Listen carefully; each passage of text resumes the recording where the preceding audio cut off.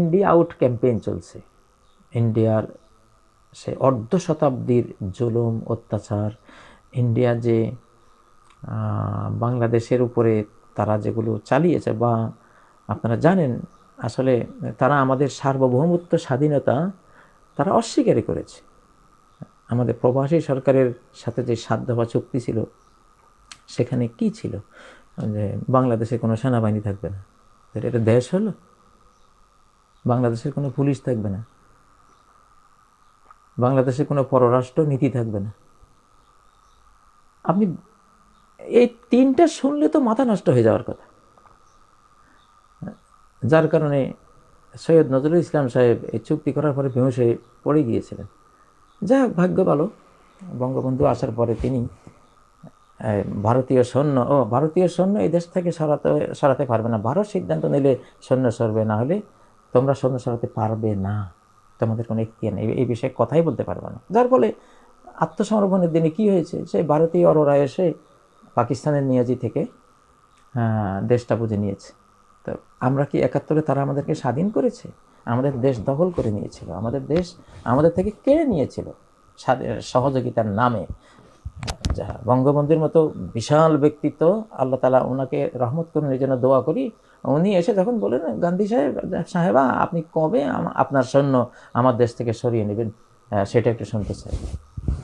এত বড় ব্যক্তির সামনে কথা তো আর বলা ছিল না। আলহামদুলিল্লাহ, তো ওই উসিলায় আসলে আমরা স্বাধীনতা বলতে যেইটুকু আমরা পেয়েছিলাম, ভোগ করেছি, ওইটুকুর উসিলা এটা হয়েছে, না তো দেশ পুরোটাই গিয়েছিল। আর এখন আবার নতুন করে গিলে খেয়েছে পুরোটা ওইসব।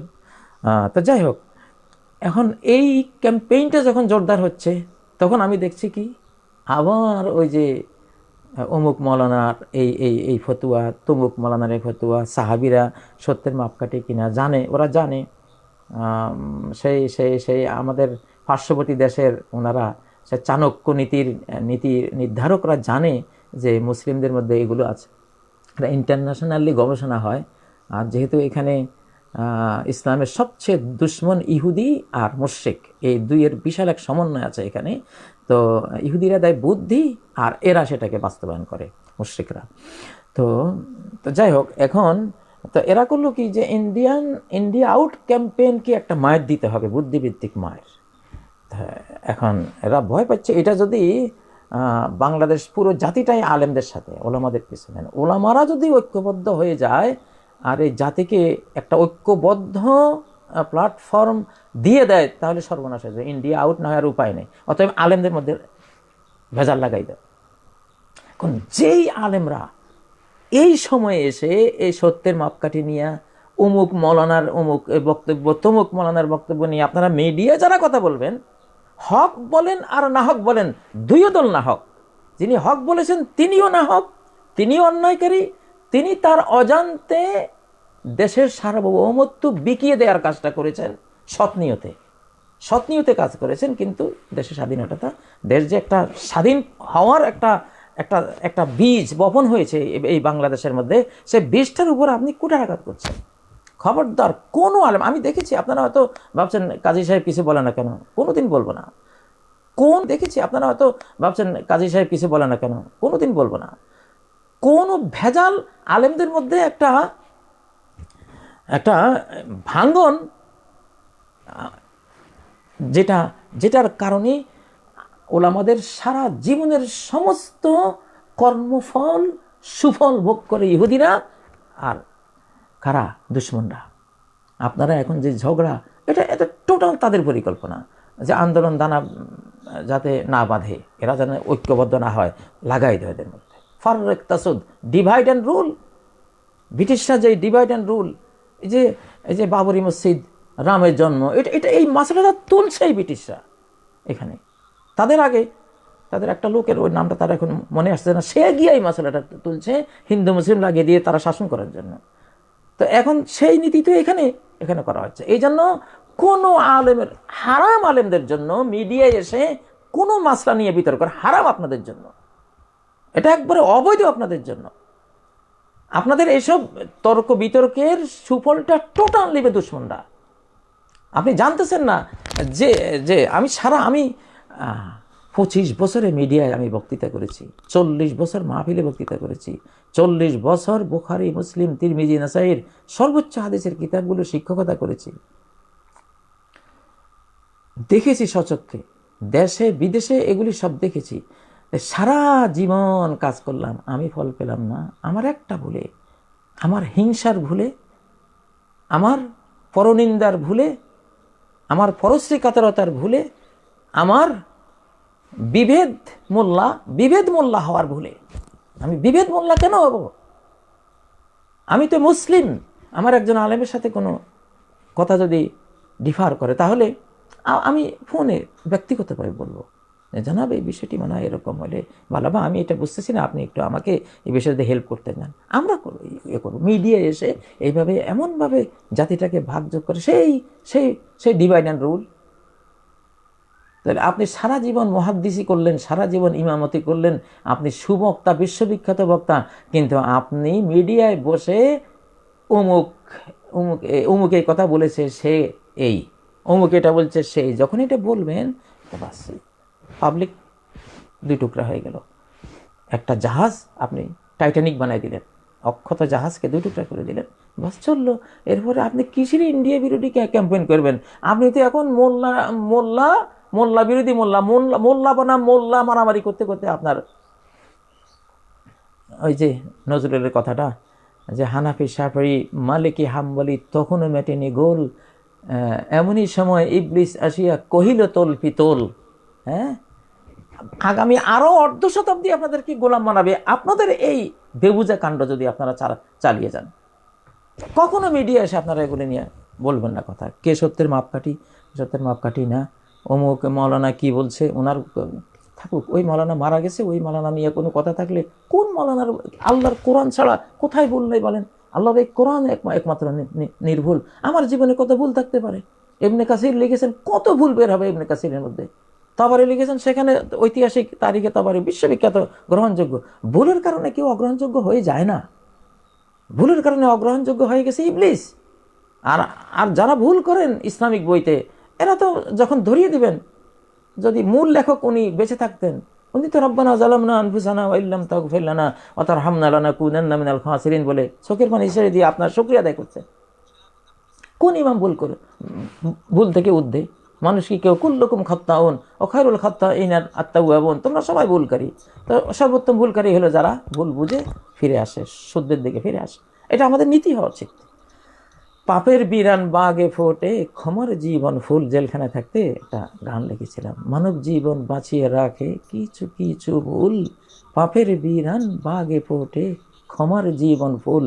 তো আদম যদি ভুল না করতেন, তাহলে আদমকেও মেরে ফেলতেন আল্লাহ, হাওয়াকেও মেরে ফেলতেন। যা, তোদের মতো নির্ভুল ফেরেশতা তো আমি বানাতে চাইনি।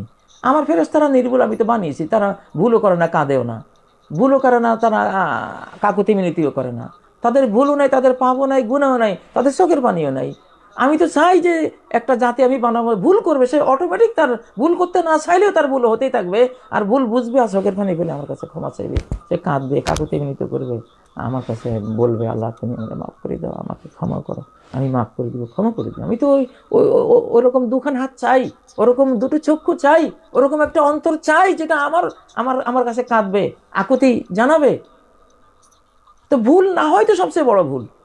যার ভুল নাই সে তো অমানুষ, সে তো মানুষের নামের যোগ্য না, সে একটা অমানুষ, সে মৃত্যুদণ্ডযোগ্য অপরাধী।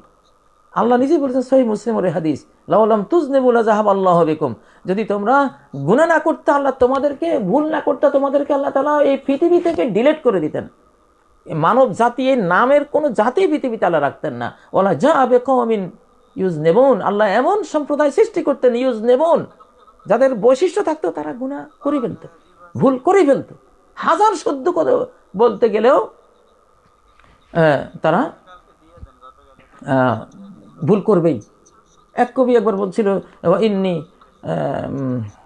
আতিন বিমা লাম তাস্তারি, ইন্নি মানে একটা কবিতার দ্বিতীয় লাইন হলো, আতিন বিমা লাম ইয়াস্তাতিহুল আওয়াইলু, আমি এমন এক কবি যে অতীতের প্রথম মানুষেরা যা করতে পারেনি আমি তা করতে পারি, এত যোগ্যতা আমার। তো ছোট্ট নাবালক একটা শিশু ওখানে ছিল। শিশুটা বলল, আচ্ছা তাহলে অতীতরা যা করতে পারেননি আপনি সেটা পারেন? হ্যাঁ, তাহলে আরবি হরফ 29টা, অতীতরা 29টা দিয়ে গেছে, আপনি আর একটা বাড়াইলে তো 30 হয়ে যায় একটা, তাই না, রাউন্ড ফিগার। আপনি তো একটা হরফ বাড়ান। এখন এই বেচারা, এটা এটা শিশু না অন্য কি? এটা কি জবাব আছে? কোনো জবাব আছে? কোনো জবাবে নেই। তো দেখুন কি মারাত্মক কথা না, তার দাবিটাকে একেবারে ধুলায় মিশিয়ে দিল। অথচ সে বড় পণ্ডিত, কিন্তু এই কথাটা তার পুরাই রং, যে অতীতরা যা পেরেছে পারেনি, আমি সব করতে পারি। তো তাহলে তুমি 29 হরফের মধ্যে 30টা করো। তো যাই হোক, এই কথাটা আসলে বাংলাদেশের রানিং মধ্যে এখন একটা বীজ বহন করে দিয়েছে, সত্যের মাপকাঠি ওই অমুক মৌলানা। আর এইটা উনি এটা বলেছেন, অতএব আমি ওনার পক্ষে আর আমি ওনার বিপক্ষে, আমরা এখন মারামারি করি আর ফাঁকি দিই, দুশ্মন তারা আমার দেশটা নিয়ে যাক। বুঝেন না? স্বামী স্ত্রী ঝগড়া করছে, ঝগড়া করতে করতে করতে একবারে উঠানে চলে গেছে, কুকুরে ফাঁকি দিয়ে ঘরে পাকঘরে ঢুকে তরকারি ফাঁকি নিয়ে চলে গেছে। বুঝলেন না? দুশ্মন তো খাপ দিয়ে আছে। তা এখন আপনারা ঝগড়া করবেন তো, ঝগড়া করলে ফাঁকি দিই, যেটুকু আছে এইটুকু নিয়ে যাবেন। আল্লাহ আকবর। আল্লাহ আমাদের জাতিকে রক্ষা করুন। আপনারা যে ইন্ডিয়া আউট ক্যাম্পেইন করছেন, এই ইন্ডিয়া আউট ক্যাম্পেইনের সবচেয়ে বড় ক্যাম্পেইন হলো ঝগড়ালেস হয়ে যান, বিতর্কলেস হয়ে যান, বিরোধিতা, নিজেদের মধ্যে কোন্দল, সবচেয়ে বড় উপকৃত করবে আপনাদেরকে এই জিনিসটা। আজকে মুসলিম উম্মার এটারই অভাব। মুসলিম উম্মা পরাশক্তি এখনো গোটা পৃথিবীতে, একটা পরাশক্তি জাতি 57 টুকরা করে রাখছে ইচ্ছে করে। ওরা 52 দেশ মিলে একটা রাষ্ট্র, ওরা ইউরোপিয়ান ইউনিয়ন, কতগুলি দেশ মিলে একটা ইউনিয়ন, তারা ঐক্যবদ্ধ। আর আমরা একই জাতি, এই রমজানে সবাই ঐক্যবদ্ধ, একই সাহরি করতেছি, একই ইফতার করতেছি, একই ওযু করতেছি, একই সিয়াম পালন করতেছি, একই চেতনায় সবাই, গোটা মুসলিম জাহান, কিন্তু 57 টুকরা। তো সেই টুকরার ভিতরেও আবার টুকরা। তো আমাদেরকে আল্লাহ নেতৃত্ব দেবেন। আল্লাহ তো এটা এটা বলেছেনই। এই প্রশ্নটি খুব মৌলিক প্রশ্ন। আমি প্রশ্নের উত্তর বহু দিয়েছি, আপনারা যে প্রশ্নগুলি করেন হাজার হাজার বার এগুলোর উত্তর দিয়েছি। 25 বছর পরে বাংলাদেশের সবগুলো বড় বড় টেলিভিশনে এই কাজটাই করেছে। বিটিভি থেকে শুরু করে এটিএন বাংলা, এনটিভি, বৈশাখী টিভি, তারপর এসএ টিভি, আর মানে বাংলাদেশের বড় বড় এগুলো সবগুলোতে 25টা বছর পরে এই সব প্রশ্নের উত্তর দিয়ে এসেছি। তো এখন এই জন্য একটা অভিজ্ঞতা হয়েছে না, সেই অভিজ্ঞতার আলোকেই কিন্তু আপনাদেরকে এই কথাটা বলেছি। দয়া করে এই জাতীয় এসব প্রশ্ন নিয়ে কখনো আপনারা মিডিয়ায় আসবেন না এবং জাতির সর্বনাশ করে দেবেন না। আপনার অজান্তে আপনার সমস্ত ওয়াজ নসিহত, আপনার জ্ঞান, আপনার যত অনুষ্ঠান করছেন সবগুলি সবলটা নিয়ে যাবে আপনার দুশমনরা। আপনারা মারামারি নিয়ে থাকবেন। এই কথা, এই তথ্যটি দিয়েছেন কোথায়? আল্লাহ তাআলা সূরা আনফালের 46 নম্বর আয়াত, ওয়া আতিউল্লাহ রাসূলাহ, আল্লাহর আনুগত্য করো, তার রাসূলের আনুগত্য করো, ওয়ালা তানাজাউ, ঝগড়াঝাটি করো না। মাসলা জানা নাই, ফিকহি মাসলা, হানাফিরা হানাফি মাসলা নিয়ে থাকুক, এটা তাদের রাইট আছে, বৈধ। আপনি সেখানে গিয়ে আপনারটা দিবেন না। আহলে হাদিসটা হানাফি মাযহাবের ওখানে গিয়ে আপনার দেওয়ার কোনো দরকার নেই, তারা ওটা নিয়ে থাকুক।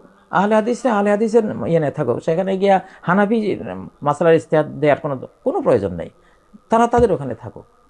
হ্যাঁ, হানাফি ওখানে থাকুক, সাফি জায়গায় থাকুক। এগুলি সবগুলো এগুলো বৈধ গবেষণার জিনিস হয়েছে, এগুলো নিয়ে মারামারির কোনো কিছু নেই তো। এখন অমুক দলের অমুক মারানা বড় রাইটার, উনি এই বলে গেছেন, সে বলে গেছেন, থাকুক না আর ওখানে। আরে বাবারে, ভুল আছে বলে তো বেঁচে আছি আমরা, থাকুক না ওইটা ওখানে। ওটা নিয়ে কি এখন এই যে কবর খুঁড়ে এগুলি বের করে আনা হচ্ছে আমাদের জাতির সার্বভৌমত্ব, স্বাধীনতাকে ধ্বংস করার জন্য। স্বাধীনতার এই মুক্তিযুদ্ধকে, এটা একটা মুক্তিযুদ্ধ, এই মুক্তিযুদ্ধের উপরে কুঠারাঘাত করার জন্য এইসব ভেজাল মশলা নতুন করে কবর খুঁড়ে খুঁড়ে বের করা হচ্ছে। তা আল্লাহ কি বললেন?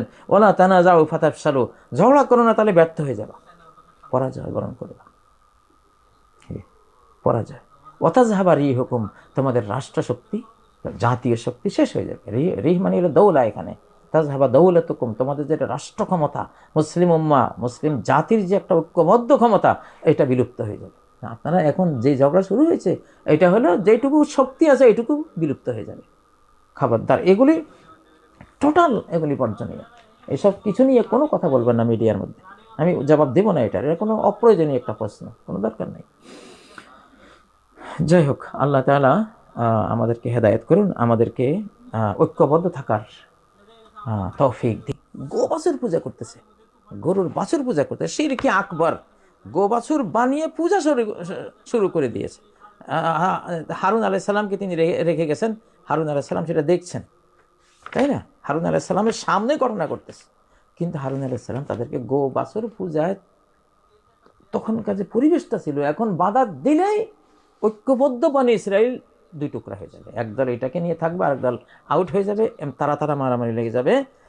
এখন মুসা আলাইহিস সালাম এসে যখন ভাইয়ের গলার কলার চেপে ধরলেন, ইয়া হারুন মা মানে আকা ইজ রাআইতাহুম দল্লু আল্লাহ তাত্তাবিআনি, হারুন কলা ইয়া হারুন মা মানে আকা, কিসে তোমাকে বারণ করলো যখন তুমি দেখলা যে আমার জাতি গোমরা হয়ে গেছে, গো বাছুর পূজা শুরু করে দিয়েছে, আল্লাহ তাত্তাবিআন আমাকে ইত্তেবা করার ক্ষেত্রে কিসে তোমাকে বাধা দিয়েছে? আফা আসাইতা আমরি, আমার নির্দেশ কি তুমি অমান্য করেছো? কলা ইয়া ইবনা উম্মা, হে আমার মায়ের পোলা, লা তাখুজ বিলিহিয়াতি, আমার দাড়ি চেপে ধরবেন না। মানে বোঝা গেছে মুসা আলাইহিস সালাম হারুন আলাইহিস সালামের দাড়ি চেপে ধরে, মাথা চেপে ধরে, ওলা বেরাসি, দাড়ি আর মাথার চুল ধরে মানে ঝাঁকু দিচ্ছেন। মুসা আলাইহিস সালামের মতো জালালি তবিয়তের নবী না। তো কয় যে আমি ওদেরকে কিছু বলি নাই কেন, ইন্নী খাশিতু আন তাকুলা, কারণ আমি জানি এটা বললেই ডিভাইড হয়ে যাবে, জাতিটা ঐক্যবদ্ধ জাতি দুই টুকরা হয়ে যাবে। তো ইন্নী খাশিতু আন তাকুলা ফাররাকতা বাইনা বানি ইসরাঈল ওয়া লাম তারকুব কওলি, আমি ভয় পেয়েছি আপনি এই দ্বিখণ্ডিত জাতি দেখে আমাকে বলবেন যে তুমি বানি ইসরাইলকে দুই টুকরা করে দিলা, ওয়া লাম তারকুব কওলি, আমার কথার অপেক্ষা কেন করলো না, আমার কথার অপেক্ষা না করে আমার জাতিটাকে দুই টুকরা করে দিলা। আমি এই ভয় পাইছি, ওই দুই টুকরা হয়তো তো শিরকের চেয়ে আরো ভয়ঙ্কর হবে, শিরকের চেয়ে আরো খারাপ পরিণতি, ফাসাদু জাতিল বাইন, একটাও থাকে না, দিনকে মুন্ডিয়ে দেয় পরস্পরের বিরোধিতা, এত ভয়ঙ্কর জিনিস। তো এই ডিভাইড অ্যান্ড রুল, খবরদার এইসব মশলা নিয়ে কেউ কথা বলবেন না। যারা বলবেন কিয়ামতের দিন আপনাদের বিরুদ্ধে আমরা মামলা করবো ইনশাআল্লাহ, আমি ব্যক্তিগতভাবে আল্লাহর কাছে মামলা দেবো যে এরা এই মশলা নিয়ে, এরা এই মুহূর্তে মারামারি করতে গিয়া